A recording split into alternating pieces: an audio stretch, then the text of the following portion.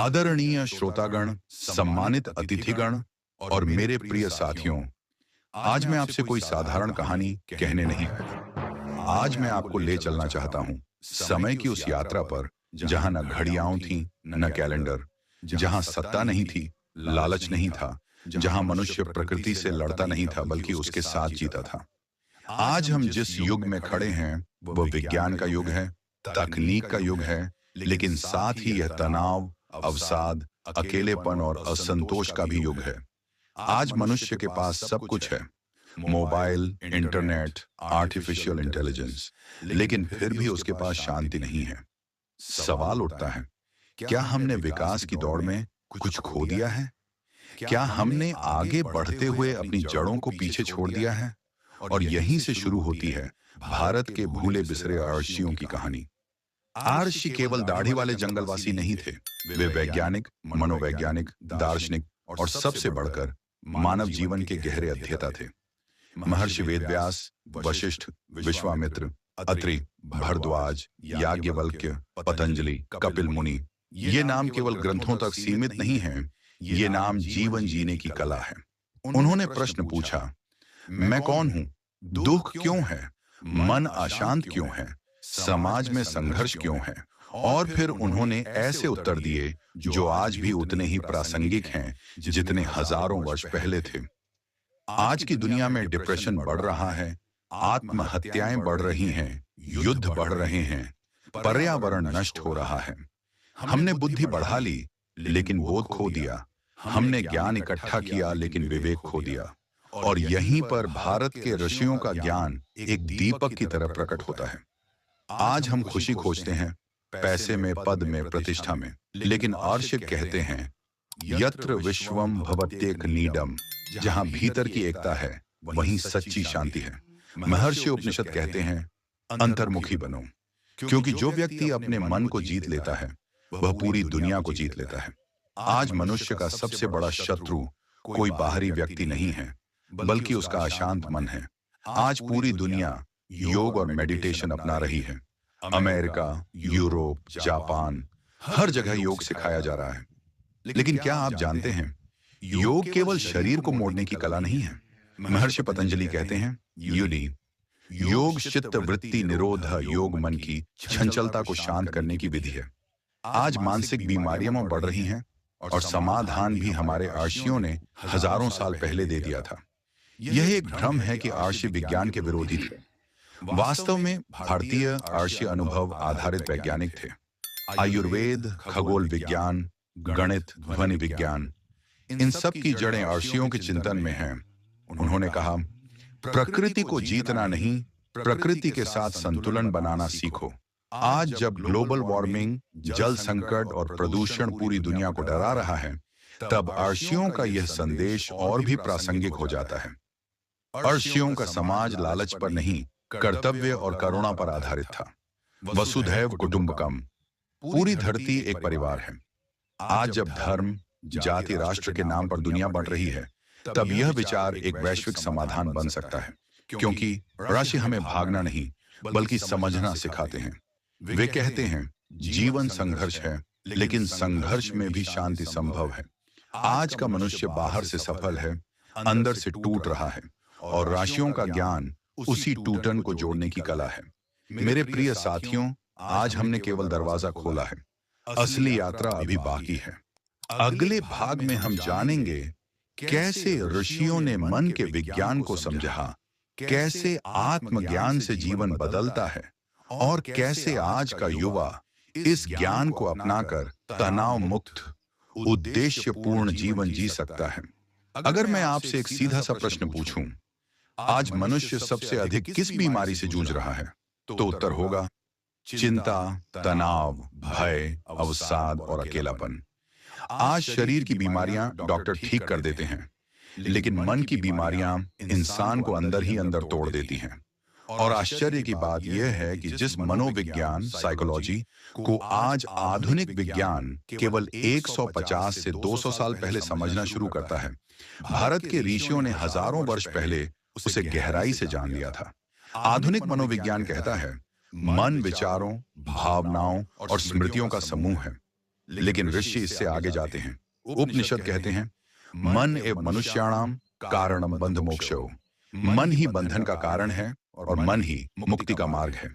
यानी समस्या बाहर नहीं है, समाधान भी बाहर नहीं है, दोनों मन के भीतर है।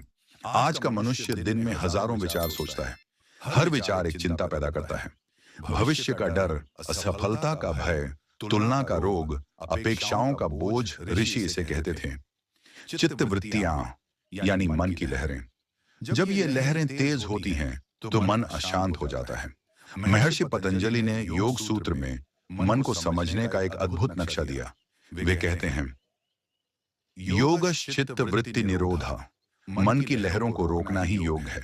आज जब कॉग्निटिव बिहेवियरल थेरेपी लोगों को सिखाती है कि विचारों को पहचानो और नियंत्रित करो, तब समझ आता है पतंजलि इससे कितने आगे थे। आज हम अपने विचारों से चिपके रहते हैं। हमें लगता है मैं ही मेरा विचार हूं, लेकिन ऋषि कहते हैं तुम विचार नहीं हो, तुम विचारों के साक्षी हो। जब व्यक्ति ये समझ लेता है तो उसका डर कमजोर पड़ जाता है। आज माइंडफुलनेस पूरी दुनिया में लोकप्रिय है, लेकिन यह वही साक्षी भाव है जो ऋषियों ने सिखाया था। ऋषि कहते हैं, भय दो कारणों से होता है। पहला अज्ञान, दूसरा आसक्ति। जब हम किसी चीज से अत्यधिक जुड़ जाते हैं तो उसके खोने का डर पैदा होता है।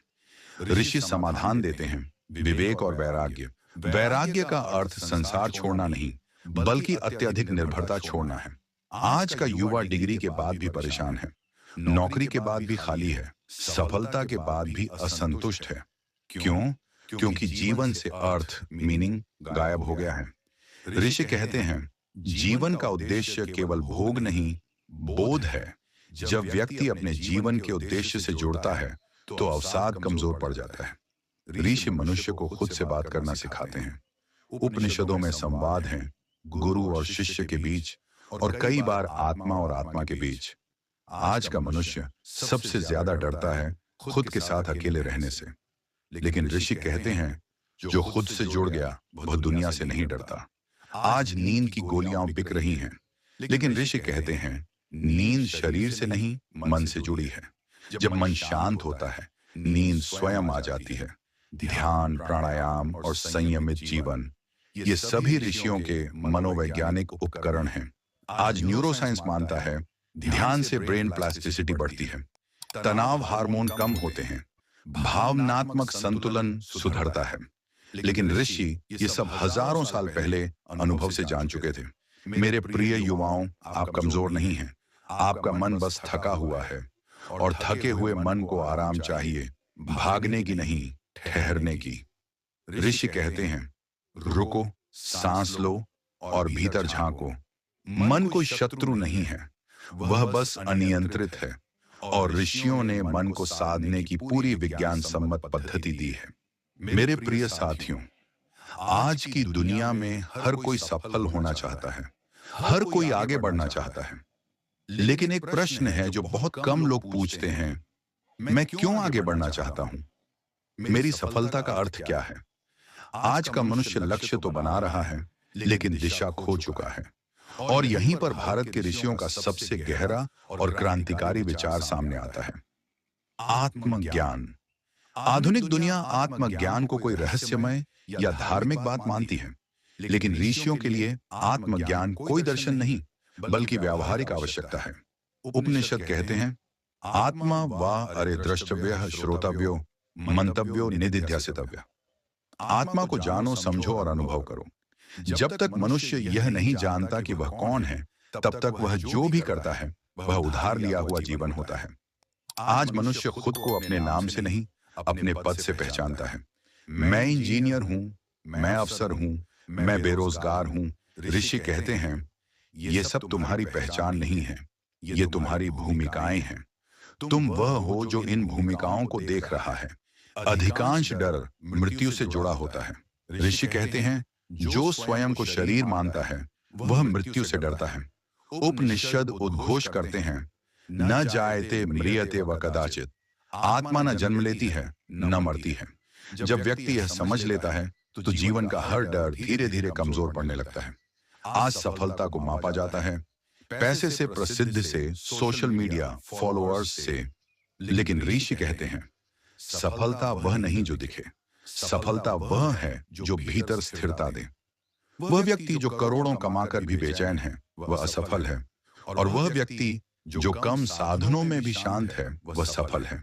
ऋषियों ने जीवन को सिर्फ मोक्ष तक सीमित नहीं किया, उन्होंने जीवन को 4 हिस्सों में संतुलित किया: कर्तव्य और नैतिकता, आजीविका और संसाधन, सुख और संबंध, आत्म मुक्ति। आज का मनुष्य केवल अर्थ और काम में उलझ गया है और धर्म व मोक्ष को भूल गया है। इस असंतुलन का परिणाम है अशांति। आज बहुत से लोग कहते हैं, सब कुछ है फिर भी खालीपन है। ऋषि इसे कहते हैं अविद्या। जब जीवन केवल उपभोग बन जाता है तो आत्मा भूखी रह जाती है। आत्मज्ञान उस भूख को मिटाता है।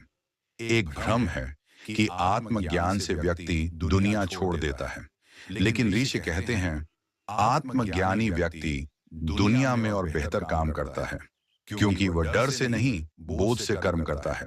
श्री कृष्ण अर्जुन से कहते हैं, योग कर्म सुकौशलम, बोध के साथ किया गया कर्म ही योग है।